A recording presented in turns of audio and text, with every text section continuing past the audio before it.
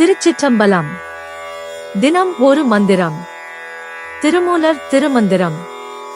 மூன்றாம் தந்திரம். வீராகமம். மந்திரம் 49. தொகுதி 8. தியானம். பாடல் 579. கண், நாக்கு, மூக்கு, செவி, ஞானக்கூட்டத்துள் பண்ணாக்கி நின்ற பழம்பொருள் ஒன்றுண்டு. அண்ணாக்கின் உள்ளே அகண்ட ஒளிகாட்டி பொன்னாக்கி நம்மை பிழைப்பித்தவாறே.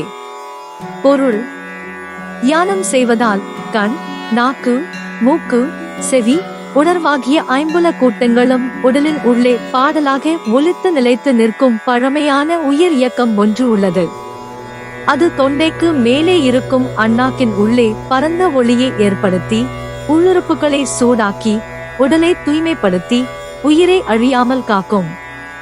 Meaning: by meditating, there is an ancient life movement in which the 5 aggregates of the eye, tongue, nose, ear, and senses sound like a song inside the body. It creates a vast light inside the palate above the throat, warms the internal organs, purifies the body, and protects the soul from destruction. யாம் பெற்ற இன்பம் பெருக இவ்வையகம். இணைந்திருங்கள், அனைவருக்கும் பகிர்ந்திருங்கள். Presented by Subha Srinivasan. Tamil இலக்கிய பாசறை, கோயம்புத்தூர். நன்றி, வணக்கம்.